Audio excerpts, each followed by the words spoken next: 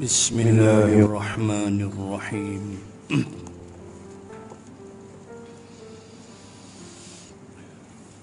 Assalamualaikum warahmatullahi wabarakatuh. Alhamdulillahilladzi نزل الفرقان على عبده ليكون للعالمين نذيرا الذي له ملك السماوات والأرض ولم يتخذ ولدا ولم يكن له شريك في الملك وخلق كل شيء فقدره تقديرا أشهد أن لا إله إلا الله وحده لا شريك له وأشهد أن سيدنا محمدا عبده ورسوله اللهم صل وسلم على رسول الله وعلى آله وصحبه أجمعين سبحانك لا علم لنا إلا ما علمتنا إنك أنت العليم الحكيم بسم الله ما شاء الله لا حول ولا قوة إلا بالله العلي العظيم أما بعد. Muslimin dan muslimat rahimakumullah, sambung muka surat 82 di bawah tajuk kecil sikap terhadap seorang pemuka Yahudi. Sikap terhadap seorang pemuka Yahudi, tajuk kecil kita, muka surat 82. Akan kita bicarakan persoalan yang berhubung dengan sikap orang-orang Yahudi yang terkenal dengan kejahatan mereka dan keingkaran mereka. Begitulah yang disebut sebelum kita membaca bab ini, seperti yang dilaporkan oleh Abu Bakar Sirajuddin di dalam kitabnya yang bertajuk Muhammad sallallahu alaihi wasallam, bagaimana dia menukilkan suatu kisah ketika orang-orang Yahudi menempelak Rasulullah. Ketika suatu hari unta Nabi hilang, lalu orang-orang Yahudi Madinah menempelak Rasulullah. Kata mereka, engkau ini wahai Abul Qasim mengaku mendapat berita daripada langit Tapi untuk engkau hilang pun kau tak tahu ke mana. Tu perangai Yahudi. Nabi sallallahu alaihi wasallam menjawab, aku hanya tahu apa yang Allah beritahu kepada aku. Hak dia tak beritahu, aku tak tahu. Tapi itulah sikap Yahudi. Sebab itu bila kita lihat Nabi sallallahu alaihi wasallam ketika Allah menyebut wa ma 'allamnahu syi'ra wa ma yanbaghi lah in huwa illa dzikrun wa qur'anun mubin. Allah kata kami tak pernah ajar Muhammad tu syair. Apa yang dia sebut adalah Quran yang jelas dan nyata.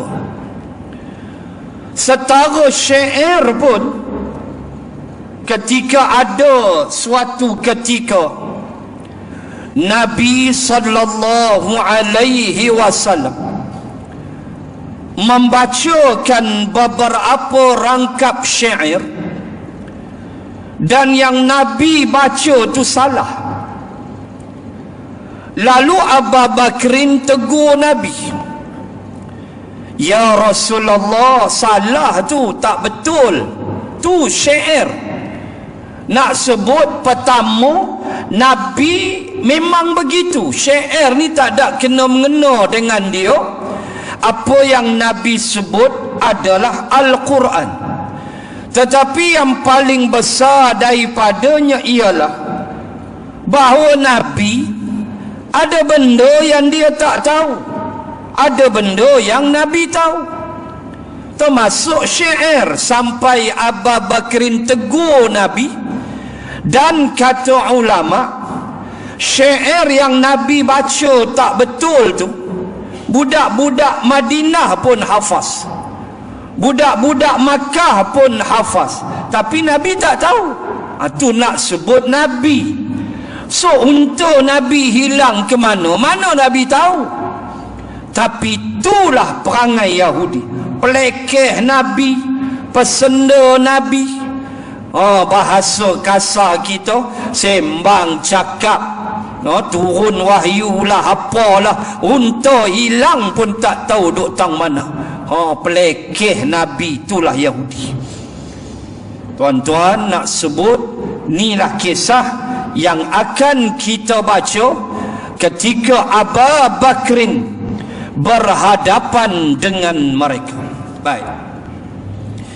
Banyak ahli sejarah dan ahli tafsir menyebut bahawa Abu Bakrin radhiyallahu anhu pernah masuk ke rumah sekolah Yahudi, yakni tempat yang dibacakan di dalamnya kitab Taurah.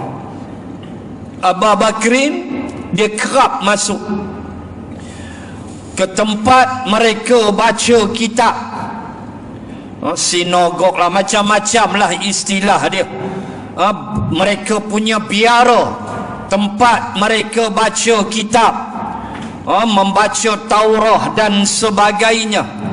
Lalu Abu Bakrin satu hari masuk ke tempat itu. Maka Abu Bakrin menemukan orang ramai telah berkumpul mengelilingi seseorang di antara mereka yang bernama Finash. Adalah seorang Yahudi ni, nama dia Finash. Kira Tok Nakib, Tok Guru dia lah. Lalu orang ramai mengelilingi dia, mungkin untuk rojokan dan sebagainya, di mana Finash seorang ulama dan ilmuwan mereka, yang mana bersamanya seorang pemuka di antara pemuka mereka yang bernama Asya. Kata pengarang kitab, bila Abu Bakrin masuk, dilihatnya orang-orang Yahudi sedang mengelilingi ulama mereka yang bernama Finash. Ada tak dalam Quran Allah sebut ayat tentang ulama Bani Israel? Jawabnya ada. Awalam yakul lahum ayatan ay ya'lamahu ulama'u Bani Israel. Surah Asy-Syu'ara ayat 200 lebih. Ada Allah sebut ulama Bani Israel, ada ayatnya, iaitu mereka yang alim di dalam Taurah dan mengetahui akan Injil. Salah seorangnya bernama Finash, dan Abu Bakrin mendapati bahawa di sisi Finash ada seorang pemuka Yahudi, kira macam pemimpin lah, nama dia Asya. Baik, sambung.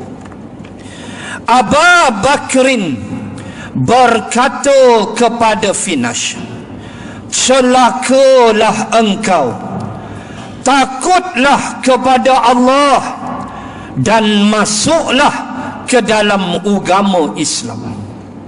Tuan-tuan muslimat, perkataan pertama yang disebut oleh Abu Bakrin kepada Finash, dia cela dulu Finash.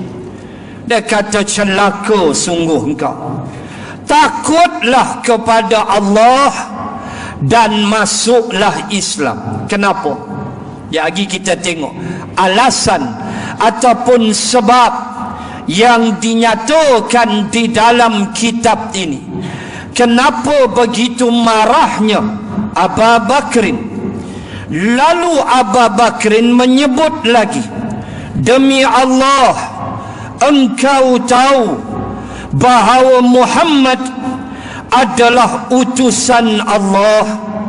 Engkau pun tahu bahawa Muhammad sallallahu alaihi wasallam adalah utusan Allah yang disebut di dalam Taurah, yang mereka tunggu-tunggu kedatangannya di bumi Yathrib, di Madinatul Munawwarah, yang mereka belajar sifat-sifatnya, mereka tahu, tetapi mereka suka menyembunyikan benda yang benar.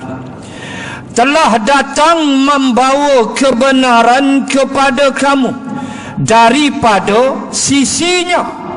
Kamu tahu dia, kamu kenal dia. Dalil 146 Al-Baqarah. Alladzina atainahumul kitaba ya'rifunahu kama ya'rifuna abna'ahum wa inna fariqam minhum la yaktumunal haqqa wa hum ya'lamun. Itu dalil.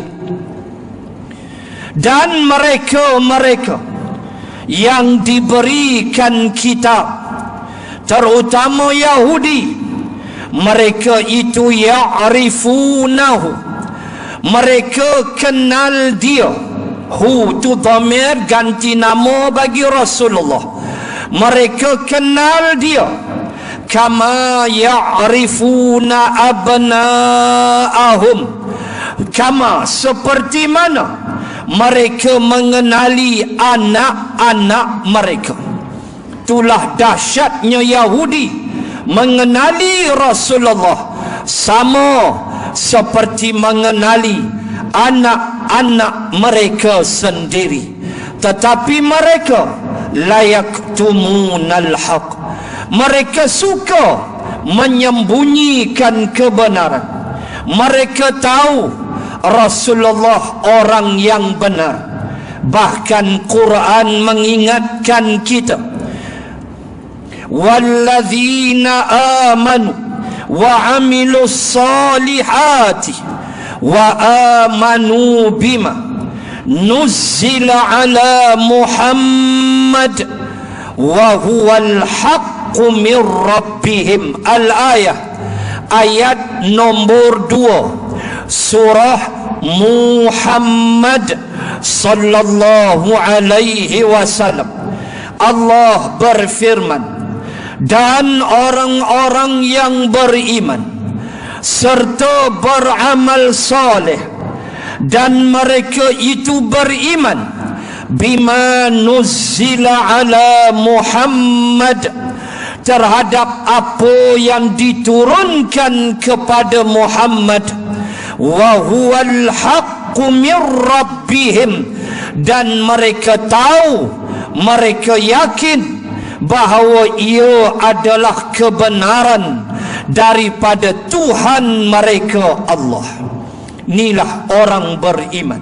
Yahudi tahu tak? Tahu. Tetapi itulah sifat mereka, penentangan tanpa henti. Sebab itu tuan-tuan tengok, sekejap lagi saya nak baca satu ayat, kemudian kita akan buat comparison tentang istilah-istilah di dalam Al-Quran yang kita mesti faham. Ini kaedah yang kita belajar sikit malam. Kejap lagi saya sebut. Baik. Tahu dah Nabi membawa kebenaran kepada kamu dari sisinya, sedangkan kamu telah mendapatkan hal itu tertulis di dalam Taurah dan Injil. Hampa tahu dah, doa ada dalam Taurah, doa ada di dalam Injil. Sebab itu tuan-tuan lihat, ketika Allah memerintahkan Nabi sallallahu alaihi wasallam untuk menyeru mereka kepada tauhid, cuba tengok bagaimana bahasa yang Quran guna, yang Allah turunkan. Allah berfirman, tengok ya, contoh ayat 64 Ali Imran juzuk 3. Bila nak seru mereka kepada perkara yang baik, Allah kata apa?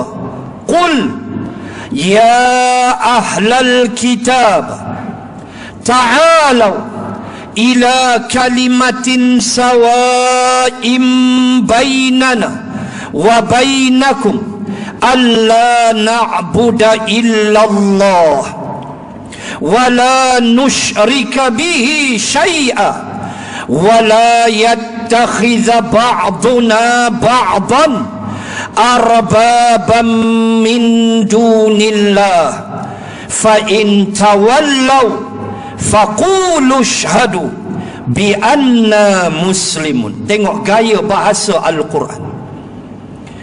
Bila nak seru mereka kepada 3 tauhid, benda besar dalam tauhid, asas kepada akidah, maka bahasa yang digunakan, yang Allah turunkan, qul, katakan wahai Muhammad, ya ahlal kitab. Diseru dengan ahlul kitab, sebab mereka faham Taurah, mereka faham Injil, mereka tahu. Maka seruan itu datang dengan menyebut terlebih dahulu ahlul kitab. Mereka tahu tuan-tuan. Waraqah yang buta pun tahu, walaupun dia buta, tapi dia pakar dalam Taurah dan Injil. Waraqah beritahu Nabi bahawa Nabi akan disakiti dan sebagainya. Waraqah tahu. Ini benda-benda yang telah disebut di dalam kitab-kitab mereka. Maka untuk menyeru mereka kepada tauhid, Allah sebut dengan ahlul kitab. Maka datanglah seruan, ta'alau marilah, ta'alau jamak, marilah kamu semua, ila kalimatin sawain, kepada satu kalimah yang sama, kalimatin sawain, bainana wa bainakum, kalimah yang sama di antara kami dan kamu. Apa dia?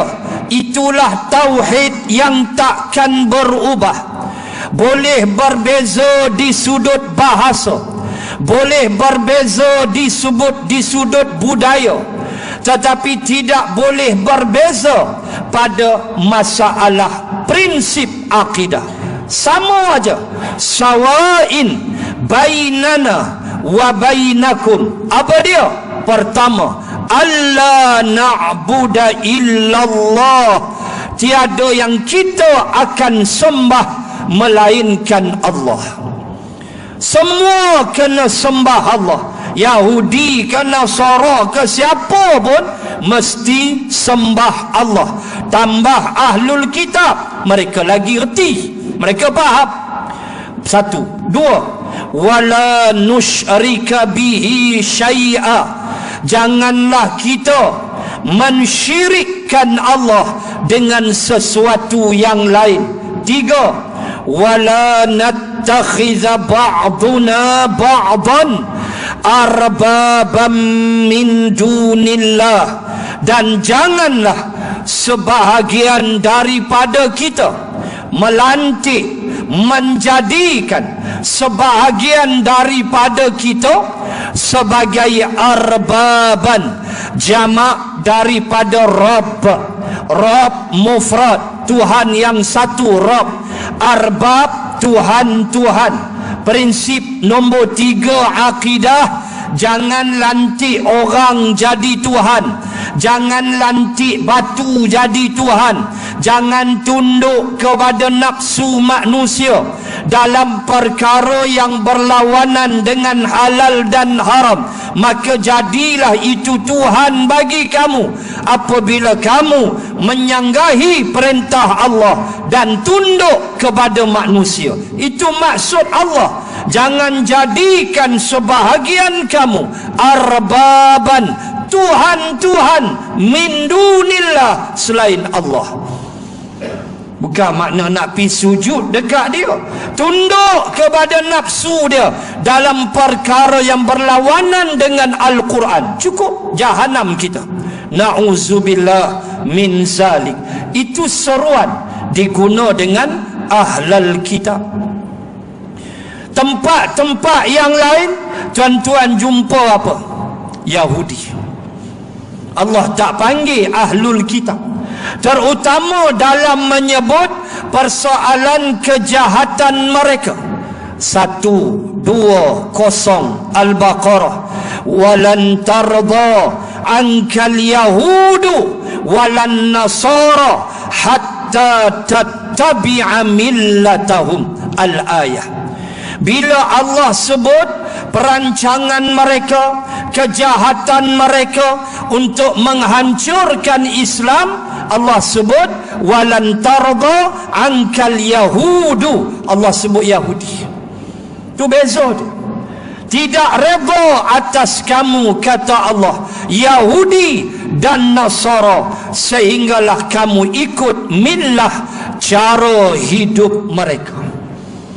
Allahu Akbar. Hancur bila kita tidak hidup cara Islam, hiburan cara Yahudi, tutup aurat tak nak, bercampur lelaki perempuan, macam-macam persoalan yang berhubung dengan perkara-perkara yang dibawa oleh Yahudi terutamanya untuk menghancurkan umat Islam. Sebab itu kita mengalu-ngalukan apa saja tindakan untuk menghancurkan maksiat dan mungkar.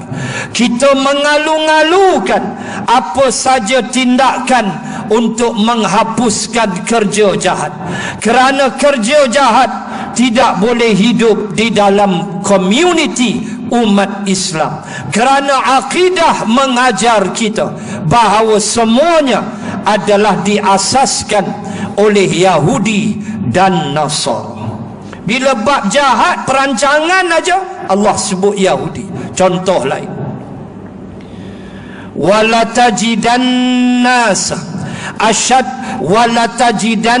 ashaddan nas adawatan ladzina amanul yahuda walladzina asyraku.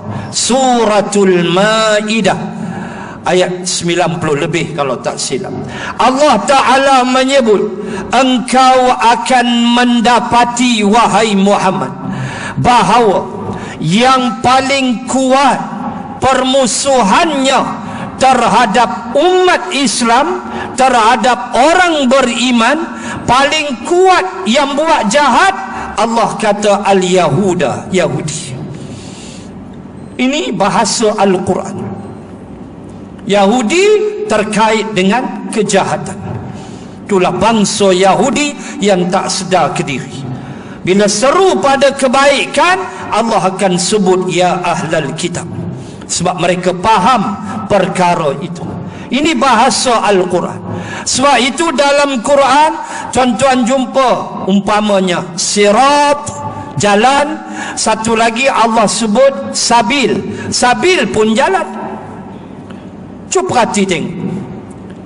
Bila Allah sebut sirat, sirat ni dia tak ada lain dah, mesti benda baik. Ihdinas siratal mustaqim, benda baik. Siratil azizil hamid, kepada jalan Allah yang maha gagah lagi maha terpuji. Bila sebut sirat aja mesti benda tu baik. Satu lagi dia panggil sabil. Sabil pun jalan. Dalam Quran ada sabilillah, dalam Quran ada sabilit taghut. Beza. Bila sebut sabil, tengok ayat, dia terkait dua. Maksud jalan yang baik dan jalan yang jahat. Itu sabil. Tapi bila sabil, bila sirat, dia tak ada jahat, semua baik.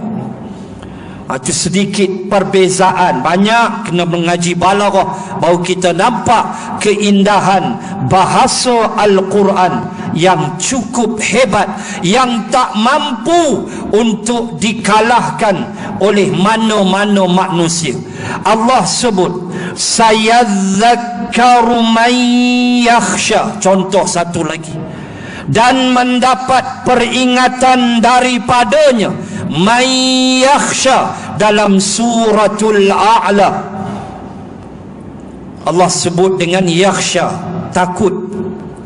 Dalam Al-Quran ada juga takut, dia panggil khauf. Wala khaufun alaihim wala hum yahzanun. Takut juga tapi khauf. Satu lagi Allah sebut innamal mu'minuna idza dzukirallahu wajilat qulubuhum. Ayat 2 Al-Anfal. Orang-orang yang beriman ni kata Allah, idza dzukirallah, bila disebut nama Allah, wajilat qulubuhum, takut dia, hati dia. Beza tak? Beza. Ada yakhsha, ada wajilatun, ada al-khawf. Tiga makna yang berbeza. Ringkas, kenapa Allah sebut dalam suratul A'la sayadzakkaru man yakhsha? Yang akan mendapat peringatan ni hanyalah orang yang takut. Kenapa disebut yakhsha? Sebab yakhsha, takut itu berlapik, berlandaskan ilmu. Dia takut tu dengan ilmu. Tu makna yakhsha. Contoh paling mudah nak faham, innama yakhshallaha min ibadihil ulama.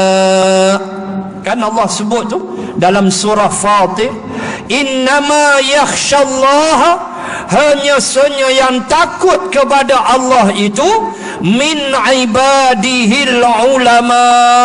Dikaitkan yakhsha dengan alim ulama, ilmu. Maknanya yakhsha, takut, dia bermula dengan ilmu. Itulah makna yakhsha. Maka orang yang ada ilmu, dia akan takut. Itu yakhsha. Itu perbezaan sedikitlah banyak. Kalau kita nak bahas keindahan bahasa Al-Quran, mukjizat Al-Quran, Quran di dalam bahasa Arab yang tidak mampu ditewaskan oleh mana-mana kuasa manusia, kehebatan lughatul Arabiyah yang bila kita belajar sedapnya, enaknya, khusyuknya bahasa Al-Quran ini. Baik, maka Abu Bakrin kata, kamu tahu tentang perkara ini, kenapa kamu tidak mau menyerah kepada agama Allah?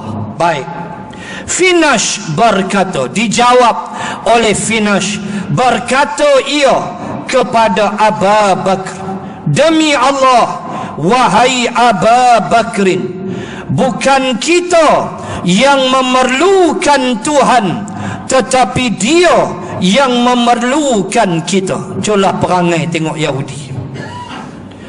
Jawab elok tak boleh ke? Jawab tu dengan jawapan kufur. Nanti kita tengok ayat kenapa dia jawab macam tu. Dia ada ayat dalam Quran, sekejap lagi kita baca. Dia jawab yang pertama, wahai Abu Bakar, sesungguhnya kita tak perlukan Tuhan, Tuhan tu perlukan kita. Cuba tuan-tuan bayang. Astaghfirullahalazim. Kita ni hidup, tuan-tuan muslimat, sentiasa sejak bangkit tidur pagi tadi sampai nak tidur sekejap lagi, kita sentiasa 24 jam memerlukan Allah Subhanahu wa ta'ala. Tak ada seorang pun boleh kata dia tolak Allah dalam hidup dia. Tak ada. Semua kita memerlukan Allah Subhanahu wa ta'ala. Tanyalah siapa pun, hatta orang-orang kafir pun akan menyebut mereka juga memerlukan Tuhan di dalam hidup mereka. Tuhan dalam bentuk kepercayaan adanya kuasa gaib. Takat itulah mereka percayanya. Hukum hakam mereka tolak, tapi mereka percaya tak? Percaya. Tidak, mereka tak buh lah dengan buah limau apa semua kan, Melayu pergi kebas makan.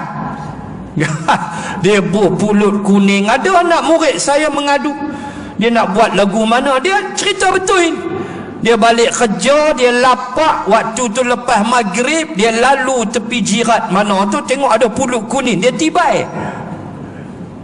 Ni cerita betul, saya tak bohong. Lepas tu dah dia kenyang, dia jumpa kita. Dengan telur rebus habis semua dia makan. Saya jawab lawak, saya kata hampir jumpa tokong dia, aku tak tahu mampuilah. Saya jawab lawak lagu tu, saya nak jawab apa dah? Handam terkedarah benda tu, nak jawab apa? Macam-macam perangai nak murid tu. Tara tak isap okok tu, dia tak isap okok. Okok lagi saya tak tahu. Tu tara tak isap okok perangai lagu tu. Jenis apalah hang ni. Orang punya, walaupun kita berlainan akidah, berlainan agama, berlainan cara kita faham, kita Islam, dia percaya juga kepada ketuhanan dan sebagainya. Allah sebagai pencipta langit dan bumi. Lantak ke dia lah hampir terkedarah siapa suruh. Perangai betul lah. Kita nak jawab pun tak kerti, jam. Apa benda nak jawab lagu mana? Tak pandai dah kita dalam keadaan sedemikian. Jawab dia, ambil hak orang tu je lah. Walaupun kita berlainan di sudut kepercayaan iman dan takwa. Nak sebut mereka ada tak percaya tu? Ada. Tidak, dia tak buh pulut kuning, limau apa semua tu. Hantu sayok lah macam-macam. Dia main colok besar gajah, kaki gajah dia main bubuh. Nak cucuk hokok tak boleh, tinggi sangat. Itu kepercayaan dia. Cuma kita nak sebut begitulah agama Allah Subhanahu wa ta'ala. Dalam keadaan kita tidak boleh putus daripada Allah. Tak ada dia pasal, tuan-tuan. Hidup ini sentiasa dengan Allah. Apa saja tindakan kita, Allah. Ingat azan. Kita sambung sikit. Bukan kita yang meminta-minta kepadanya, tetapi dia yang meminta-minta kepada kita. Jawapan biadab. Inilah Yahudi. Bahawa mereka tahu perkara itu, tetapi itulah kebiadaban mereka. Jawapan nombor 2, alasan dia bagi, bukan kita yang minta, dia yang meminta-minta kepada kita. Walhal Allah berfirman, wa qala rabbukum ud'uni astajib lakum, dalam surah Ghafir ayat 60 kalau tak silap. Allah Ta'ala sebut, dan berkatalah Allah, ud'uni astajib lakum, mintalah kepada aku akan perkenankan permohonan kamu. Tapi Yahudi jawab, Allah lah yang minta kepada kita, bukannya sepatutnya kita yang minta kepada Allah. Tapi itulah jawapan mereka. Kita tidak memerlukannya, tetapi dia yang memerlukan kita. Astaghfirullah. Ya Allah, ya Tuhan, tarikan nafas kita sedah ya, semua Allah. Degupan jantung kita kalau Allah hentikan, habis, matilah kita. Semuanya memerlukan Allah Subhanahu wa ta'ala. Tetapi inilah bangsa Yahudi. Kalau dia kaya, kita nak baca satu ayat. Kalau dia kaya, tentu dia tidak akan minta dipinjami harta kita seperti yang didakwakan oleh pemimpinmu itu. Baik, ada satu ayat Nabi duk baca, iaitu kata Yahudi, kalaulah dia ni kaya, dia takkan minta dipinjamkan harta. Baik, ayat tu Nabi selalu baca, ayat 245 Al-Baqarah. Man zalladhi yuqridullaha qardan hasana fayudha'ifahu lahu ad'afan kathira wallahu yaqbidu wa yabsutu wa ilaihi turja'un. Ayat tu jadi isu dengan mereka, seolah-olah tak tahu bahawa besarnya ayat ini. Allah kata, man zalladhi yuqridullaha qardan hasana. Siapa di antara manusia ni yang mahu memberi pinjaman kepada Allah dengan qardan hasana? Itu yang pinjaman di bank, qardul hasan. Inilah ayat dia, qardan hasana. Allah kata, siapa nak bagi pinjam dekat aku ni dengan qardan hasanah, maksud dia sedekah, maksud dia infak Allah, maksud dia harta kita di jalan Allah, bukan bagi pinjam ke Allah. Itu dalam bentuk balaghah. Maka aku akan balas, kata Allah, fayudha'ifahu lahu ad'afan kathira, dan aku akan balas dengan balasan yang ad'afa, yang berganda-ganda. Kamu bagi RM1, Allah balas 700. Contoh, Allah ganda-gandakan pahala itu. Tetapi bahasanya Allah sebut dengan qardan, pinjaman. Bukan makna Allah pinjam harta kita, bagilah hartamu di jalan Allah, itu maksud dia. Dan Allah sebut, aku akan balas dengan balasan yang berlipat ganda, melimpah ruah.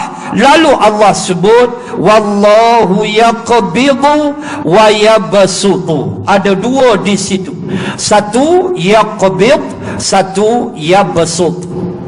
Yaqbid makna sempit. Aku boleh sempitkan rezeki kamu. Satu lagi, wa yabsitu, aku boleh luaskan rezeki kamu. Dengan bersedekah itu Allah luaskan rezeki. Dengan bakhil kamu, seolah-olah kamu tak nak bagi pinjam dekat aku di sudut balaghahnya, maka aku akan sempitkan rezeki kamu. Tu aja. Depa kata, tengok Allah yang pemimpinmu duk baca tu, ada duduk minta kita sebagai pinjam kat dia. Kaya apa Allah lagu tu? Kata si Yahudi ni punya jahat. Tu tuan-tuan, teruk betul sampai ke tahap itu mereka.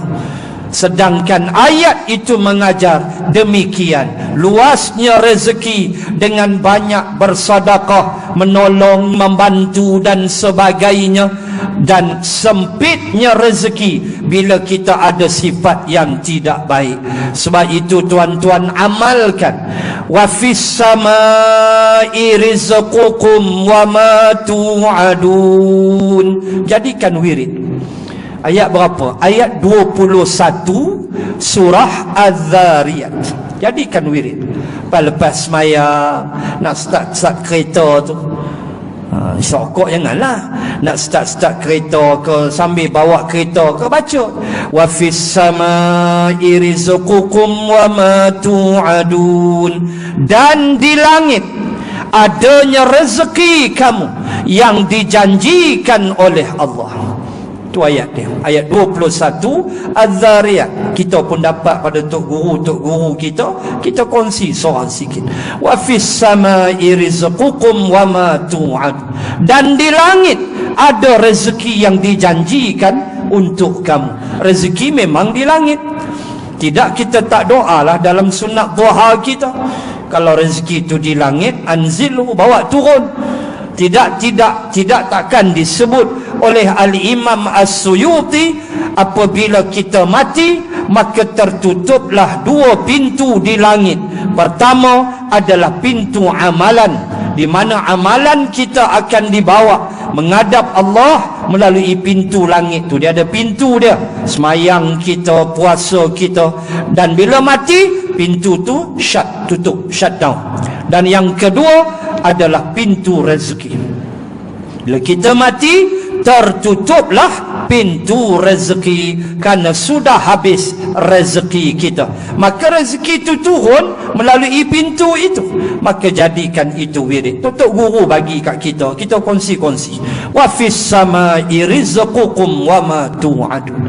Dan di langit adanya rezeki yang dijanjikan Tuhan untuk kamu. Makanya itulah kaedah, cara sedekah dan sebagainya. Sebab itu Allah tutup ayat itu dengan sempit dan luasnya rezeki, berkait dengan pinjaman tadi, qardan hasanah. Dengan maksud jangan faham macam Yahudi ni faham.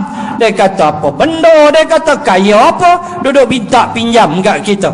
Man zalladhi yuqridullaha qardan hasanah. Tu loya buruk namanya. Maksudnya ialah sedekah, infak, zakat, apa saja yang kita beri untuk dengan niat membantu orang dan sebagainya. Baik, habiskan.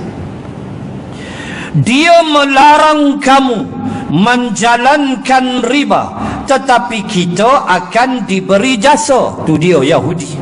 Allah turunkan ayat di Madinah tentang haramnya riba.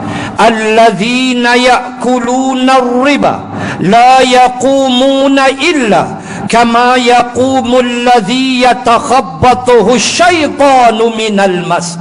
Dzalika bi annahum qalu innamal bay'u mithlur riba wa ahallallahu al-bay'a wa harramar riba. Al-ayah 275 Al-Baqarah. Allah kata orang-orang yang makan riba, interest, bunga, nanti akan berdiri di bumi mahsyar laksana orang yang dirasuk oleh syaitan, menjerit-jerit macam kena rasuk. Yang demikian kerana mereka berkata jual beli itu sama dengan riba, sedangkan kata Allah, aku halalkan jual beli, aku haramkan riba. Belajarlah fiqah, panjang kalau saya nak hurai bentuk-bentuk riba dan sebagainya. Belajar fiqah, nak sebut riba adalah haram.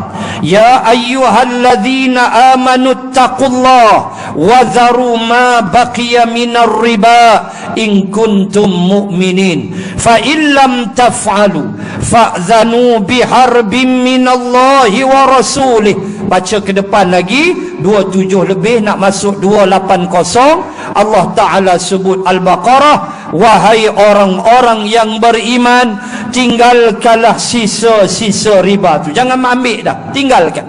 Kata Allah, maka barang siapa yang tidak berhenti daripada memakan riba, fa'zanu biharbin minallahi wa rasulih, ketahuilah Allah mengisytiharkan perang ke atasnya.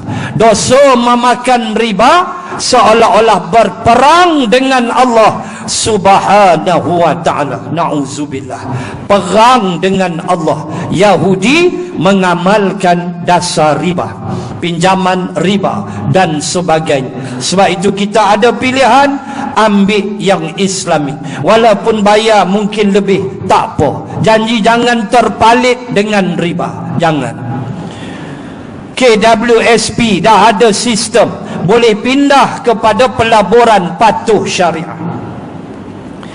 Sebelum 1 Januari 2007, tak silap saya, we have no choice. Kita tak ada pilihan. EPF dia labur, kita tak boleh tanya ke mana wang kita dilaburkan. Ni sebelum 1 Januari 2007. Kita tak ada pilihan. Duit kita dicarumkan ke mana, tak boleh ditanya, tak boleh soal, tak boleh tanya ke mana duit aku pergi. Maka dalam kes ini, kata ulama, kita tidak berdosa, sebab yang melaburkannya ialah kerajaan. Kita tak dosa sebab kita tak ada pilihan, tak tahu benda tu ke mana. Tahu potong aja tiap-tiap bulan EPF. Selepas 1 Januari 2007, maka kita ada pilihan. 2007 ke 2017? 2017 tak silap. Wallahualam, saya tak ingat, tapi lebih kurang lah 2007 atau 2017. Selepas daripada tarikh tu, kita ada pilihan. Kita boleh pindah kita punya akaun kepada patuh syariah. Kawan-kawan duk report, ramai lagi orang Melayu yang tak pindah akaun dia kepada patuh syariah. Sebab mereka duk kira dia punya percentage dia tu, hak syariah ni dia kurang sikit, 4.7 berapa tak tahu, hak tak patuh ni 5 point something, lebih kurang begitulah. So lari dalam RM600. RM600 tu pun mereka ligan buru demi kerana dunia. Apalah salah hampa pi ubah pada patuh syariah? Tentu dah clear insya-Allah. Dah tak mau rugi 600. La ilaha illallah. Teruk tuan-tuan. Maaf sebutlah, tuan-tuan buatlah, kalau ada siapa EPA, tukarlah kepada patuh syariah. Pergilah pejabat KWSP, boleh tukar, boleh masukkan dalam patuh syariah, boleh buat pilihan sekarang. Janganlah bila dah ada pilihan kita rasa tak ada apa, sami aja ustaz. Sami apa kebendernya? Mana ada sami? Neraka lain, syurga lain, haram lain, halal lain. Sekarang kita dah ada pilihan, kenapa kita tak buat pilihan? Na'udzubillah. Dulu bolehlah, tak ada pilihan, ikut aja kerajaan yang labur. Maka ulama hukum kamu tidak berdosa, sebab kamu tak boleh tanya ke mana duit kamu pergi. Sekarang kita tahu ada pilihan, kenapa tak buat? Oh, rugi 600, selisih 600. La ilaha illallah. 600 kamu nak ambil dengan murka Allah. Na'udzubillah. Buatlah pilihan yang terbaik. Hidup tak lama tuan-tuan. Allah Ta'ala ajar kita, siapa yang makan riba berperang dengan Allah Subhanahu wa Ta'ala. Maka Yahudi begitulah sebut pada Abu Bakrin, dia melarang kamu menjalankan riba, tapi kita akan diberi jasa. Maknanya kami macam dapat pahala lah bagi riba, pinjaman riba. Islam tak? Baik. Kalau dia kaya, tentu dia tidak akan menjalankan ini. Kalau dia kaya, maknanya Allah, tentulah semua ni takkan berlaku. Pinjamanlah apalah. Jawapan yang cukup biadab dan kurang hajar daripada Finash, seorang ulama Yahudi yang dihormati tetapi menyanggah Abu Bakr. Baik, mendengar jawapan seperti itu, marahlah Abu Bakrin pada bulan depan. Dia marah tu bulan depan. InsyaAllah kita sambung pada bulan hadapan, dan kita akan lihat ada 2 ayat yang turun dengan peristiwa ini. Penting untuk kita lihat 2 ayat ini dalam mendedahkan sifat buruk orang-orang Yahudi yang memang tak reti bahasa, yang memang loya buruk, yang memang tak tahu nak cakap. Sikap mereka terhadap agama Allah, kebencian mereka kepada Nabi sallallahu alaihi wasallam, sehingga mereka berkomplot untuk membunuh Rasulullah yang selalu kita sebut. Dan malam ni macam biasa, derma kita untuk lajnah kebajikan, jangan lupa macam biasa untuk lajnah kebajikan menjalankan program-program kebajikan mereka. Wallahu ta'ala a'lam. Bismillahirrahmanirrahim. Alhamdulillahi Rabbil Alamin. Assalatu wassalam ala Rasulillah wa ala alihi wa sahbihi ajma'in. Allahumma zidna ilman warzuqna fahman. Allahumma rzuqna fahman nabiyyin wa hifzal mursalin. Allahumma ij'al jam'ana hadha jam'an marhuma wa tafarruqana min ba'dih tafarruqan ma'suma. Rabbana atina fid dunya hasanah wa fil akhirati hasanah wa qina azaban nar. Wa sallallahu ala rasulillah wa ala alihi wa sahbihi wa baraka wa sallam. Walhamdulillahi rabbil alamin.